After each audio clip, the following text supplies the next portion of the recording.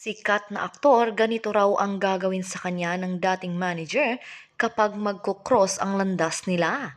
Bakit kaya? Alamin ang buong detalye kaya tumutok lang dito sa Get in Touch.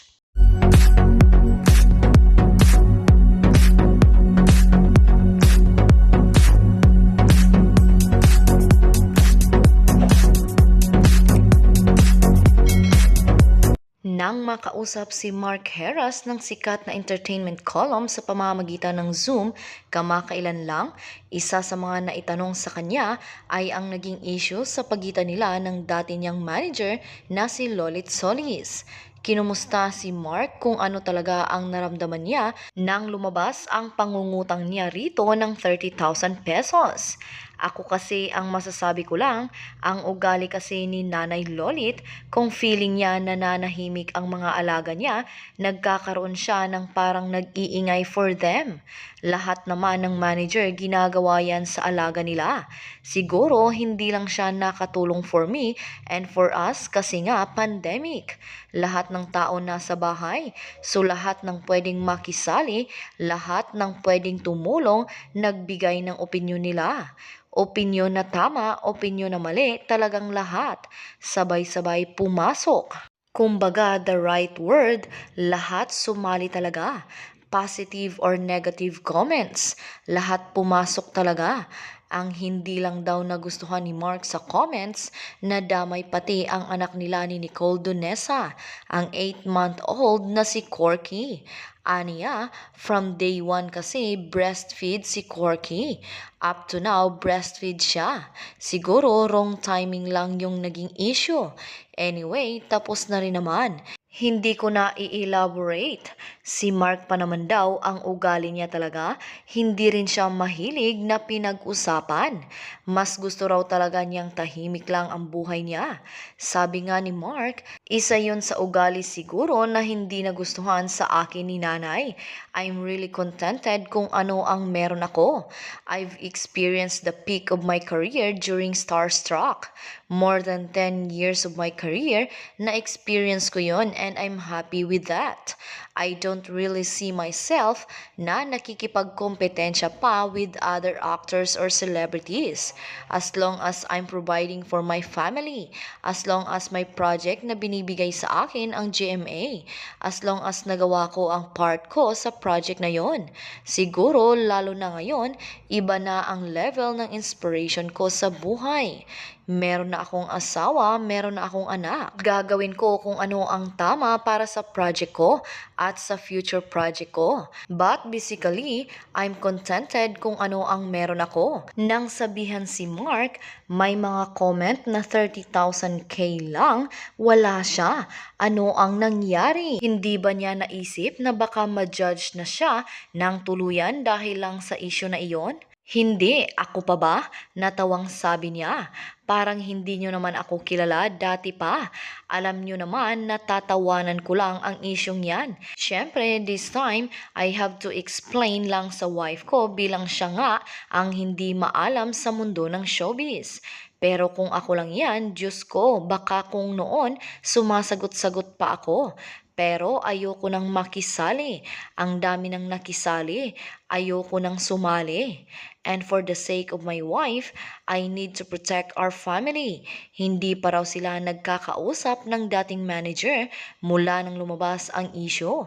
Pero dahil nag-post si Lolit sa Instagram ng pagbati noong ikinasal si Mark, nagpasalamat naman daw silang pareho ni Nicole sa naging Instagram post nito. Sabi pa ng kapuso actor, hindi pa kami nakapag-usap. Pero sa last niyang post regarding our civil wedding, we said thank you naman kay nanay. Si nanay will always be my nanay in showbiz. So yon, hindi naman mawawala yon. And wala namang samaan ng loob. At ako naman, hindi naman ako nagtatanim ng sama ng loob sa isang tao Kung basically, issue-issue lang ang nangyari. Natawa si Mark sa tanong na kung ano ang mangyari kung sakaling magkita na silang dalawa. Baka sampalin lang ako bigla. Natatawang sagot ni Mark. Alam mo naman si nanay, every time na magkita kami, may sampal na padaplis. I'm sure kapag nakita ko noon, nay o nak, I'm sure sasampalin ako noon. Pero, nanay will always be my nanay at hindi mawawala ang respeto ko bilang nanay lolit. Mula nagsimula ako until now, nandun yung pasasalamat ko.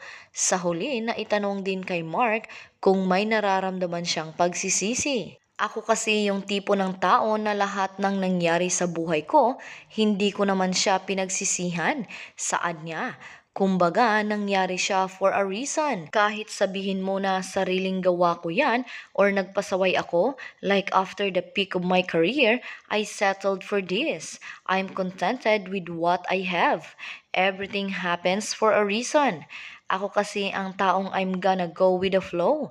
I'm gonna do my part and syempre, gagawin ko ang dapat kong gawin. Ang mga nangyari sa buhay ko, good or bad, yon ang tumulong sa akin para maging wiser or kung ano ang meron ako ngayon. Siguro kung pagsisihan ko yung mga nangyari, I don't have my wife, I don't have my corky. Hindi ko naman siya pinagsisihan.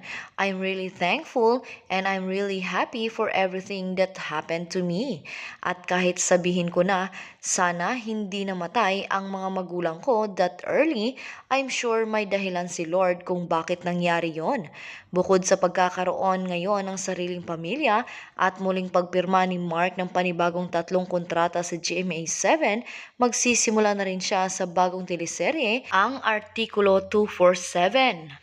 Ano ngayon ang inyong masasabi sa isyong ating pinag-usapan?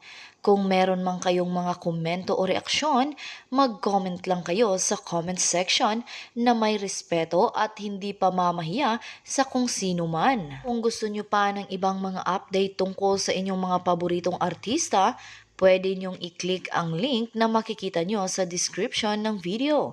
At sa hulihan ng video, pwede nyo ring i-click kung interesado kayo na panoorin ito. Makikita nyo rin sa bandang itaas ng video na may lumalabas na I button. Maaari nyo ring i-click para mapanood ang mga huling video na in-upload ko. At ang pinaka-importante ay huwag po ninyong kalimutan na mag-subscribe, like, share at i-click ang bell notification para maging updated po kayo sa lahat ng mga videos na ina-upload ko sa channel na ito. Maraming salamat din po sa palaging panunood, pagsubaybay at walang sawang pagtangkilik sa aking channel. God bless you po. At sa mga hindi pa nakasubscribe, i-click nyo ang subscribe button para hindi kayo mahuli sa mga balita tungkol sa inyong mga paboritong inaabangan. Hanggang sa susunod kong upload.